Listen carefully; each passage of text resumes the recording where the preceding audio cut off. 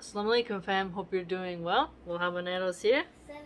So we continue our reading of Shakespeare's Caesar play, and as you know, Caesar was one of my favorite people in history. Can't find my other pen, so I'll just have to use this one. Alright, so we're continuing. We are in scene 2 of Act 1, alright? Now, we were dealing with Cassius and Brutus's conversation, okay? Keep that in mind. Right. Brutus. In what dangers would you lead me, Cassius, that you would have me seek unto myself, for that which is not in me? Now, ha! So look at this.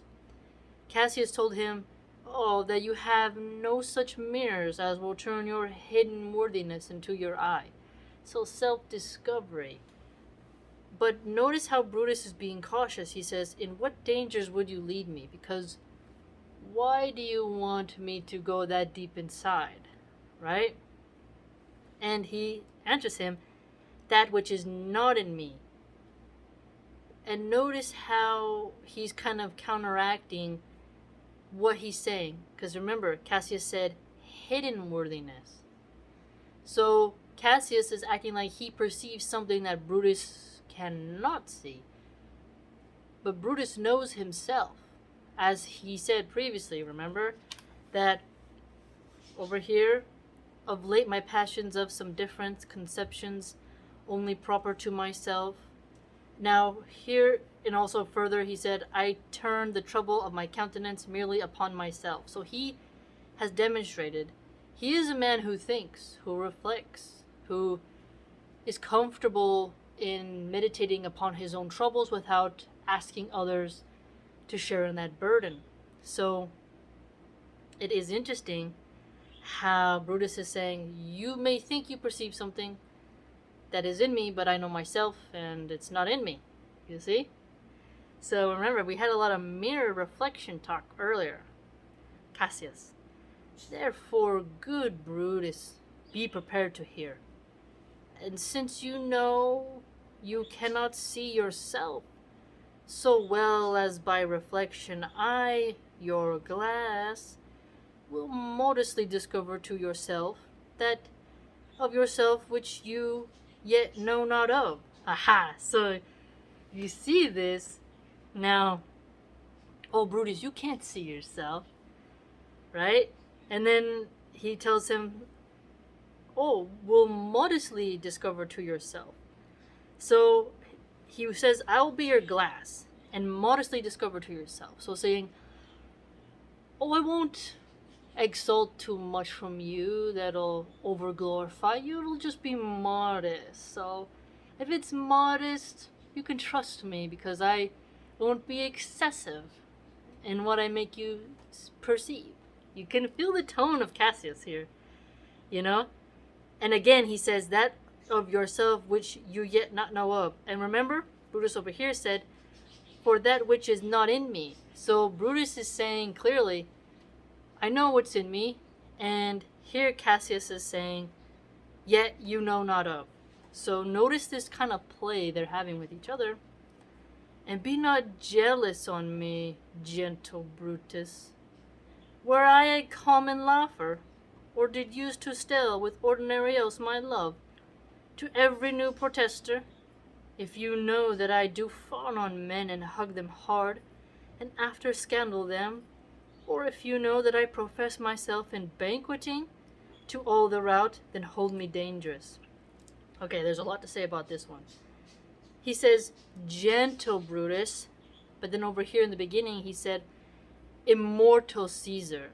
So the language he uses to describe people is very important. Immortal Caesar. If you're immortal, there's a sort of implication of over strength. You cannot be killed, right? Then he says, gentle Brutus. A little bit. Remember, you don't exactly want to be called gentle in ancient Rome, right? Again, it is interesting, okay? Now, he says, were I a common laugher, so just someone who goes amongst laughing, talking to anybody, any Joe Schmo, but he's saying, he's also boasting about himself right there, right? I'm not common. I'm Cassius. You get it? Or did use to stale with ordinary oaths my love to every new protester. So stale, ordinary oaths. Like, I promise I will do it. Very stale. Not like, and I promise to do it and I will grant you this. Like, there's no, like, valiant, like, call. It's like a stale oath. Not too much going on there, right? And then he says over here, to every new protester, though. Hold on. So, like, ordinary oaths to every new protester. Like, oh, I swear by this and that to every person who disagrees with me that I am this way or that I am that way. Cassius is saying, oh, I'm not like that. Okay, and then here, he tells him, if you know that I do fawn on men and hug them hard, and after scandal them. So, fawn, flattery, right? Pump up their ego. Hug them hard, mean embrace them with brotherhood, with affection. And then scandal them, so betray them. So he's saying, if you see me as somebody who flatters and embraces and then backstabs people, then, tell me. But he's saying, I'm not that way. But notice how he said hug them hard. But then he is telling Brutus, modestly discover him. I will be your glass. There's a sort of embracing going on here, right? And then further he said that I profess myself in banqueting to all the rout. All the rout meaning like all the people, all the riffraff, common people. Banqueting would be like gluttonous shows, like being a little pompous. Because remember, he is a Roman politician. So when he says banqueting, that was something that they used to do a lot. And some Roman senators were fat, they weren't active soldiers like Caesar, Mark Antony, remember, he said, Brutus said, I'm not as gamesome as Antony. So here, Brutus has compared himself to Mark Antony, not being as athletic and soldierly like. Cassius just called Brutus gentle. And then here, Cassius is saying, well, I'm not a banqueter, I'm not a sloth pig, and I'm not scandalous. Just notice the way in which he speaks about people, Cassius, and how the dialogue is going. Brutus, what means this shouting? I do fear the people. Choose Caesar for their king. So here a bunch of people have come in, flourishing and shouting, so there's a lot of noise. And now Brutus is saying, he's afraid that if Caesar gets crowned king, because remember, it's a republic. Okay? Cassius. Do you fear it? Then must I think you would not have it so. Brutus. I would not, Cassius, yet I love him well. But wherefore do you hold me here so long? What is it that you would impart to me? If it be aught toward the general good, set honor in one eye and death in the other. So balanced there, honor and death. Look at that. This eye, perception, mirrors, reflection, shadows, seek into myself. Pay attention to all this language about I. See, Brutus, when he said that you would have me seek into myself. And when Cassius said, your hidden worthiness into your eye. Now Brutus says here again, set honor in one eye and death in the other. Right? Again, watch how they're talking about it. And, wherefore do you hold me here so long? So he's kind of telling Cassius, you have a point and agenda behind what you're saying. What is it? Get to the point. Right? So Brutus is picking up and perceiving the other game that Cassius is trying to get at. And I will look on both indifferently. Look at that. So look, he says, Brutus, set honor in one eye and death the other. And I will look on both indifferently. Like, it's not, death or the other is indifferent. For let the gods so speed me as I love the name of honor more than I fear death. So here, he's talking about his honor. He wants his reputation matters to him more than it is death. So he doesn't want to deface his honor. He wants to maintain it, right? So remember how he said earlier what dangers would you have? What is it that you would impart to me?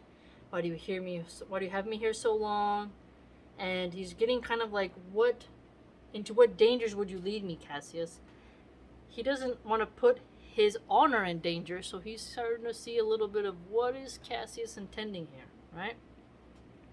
Cassius, I know that virtue to be on you, Brutus, as well as I do know your outward favor.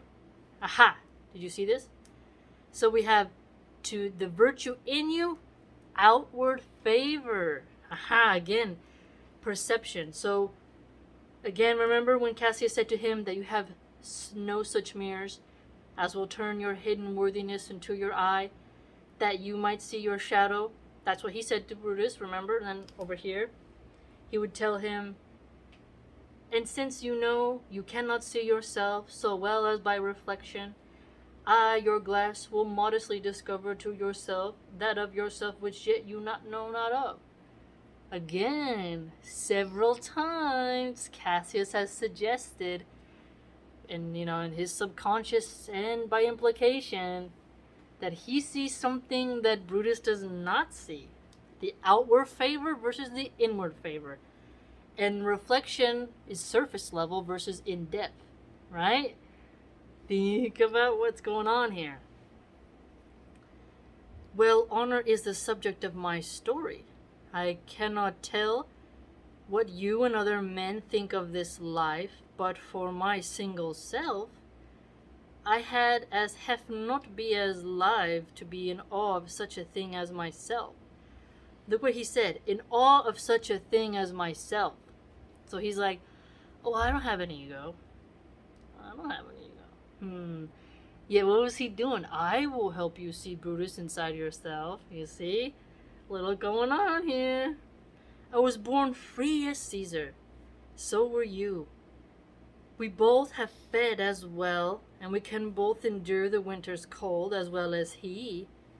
For once upon a raw and gusty day, the troubled Tiber chafing with her shores, Caesar said to me, dost thou, Cassius, now leap in with me into this angry flood, and swim to yonder point? Upon the word, accoutered as I was, I plunged in and bade him follow. So indeed he did. The torrent roared, and we did buffet it with lusty sinews, throwing it aside, and stemming it with the hearts of controversy. But ere we could arrive the point proposed, Caesar cried, help me, Cassius, or I sink. I, as Aeneas, our great ancestor, did from the flames of Troy upon his shoulder the old Anchises bear, so from the waves of the Tiber did I, the tired Caesar. Now notice this, the shores and the Tiber and crossing it, and they're trying to interact it and buffet against it, to hit against it. Caesar asks for help, and he's saying, tired Caesar. So previously he said, immortal Caesar. Now he's saying, tired Caesar, right? And this man is now become a god. And Cassius is a wretched creature and must bend his body. Aha, now you're going to see the jealousy tone here. Who's he saying, tired? Caesar is a conqueror. He's a man.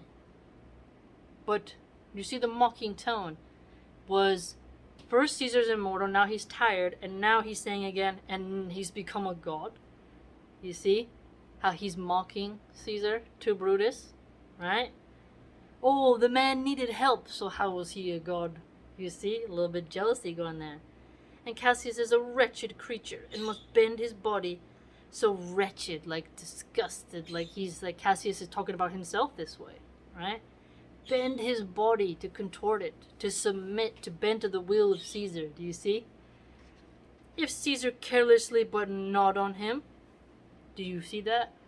So Caesar, when he's on his seat, and he goes like this, and he demands that Cassius be executed, it will be carried out. So, if the piercing eye of Caesar falls upon Cassius and he's not bending like this to Caesar, he's implying that Caesar would be so cold as to say, execute him forward. You know? So he's making it sound like Caesar is bending Cassius against his own better nature and will by suppressing him and making him bend against his natural nature of straightforwardness and, talking to the point, because he doesn't want the careless glance of Caesar to fall upon him that will lead to his execution, because what Caesar says will be carried out, right? Because he said carelessly, like, he'll just look and be like, oh, so he's really classifying him as a tyrant, right? I mean, it really is quite potent how he is dropping these hints to Brutus, right? Very interesting. So go ahead and think about that, and we'll continue henceforth on another day.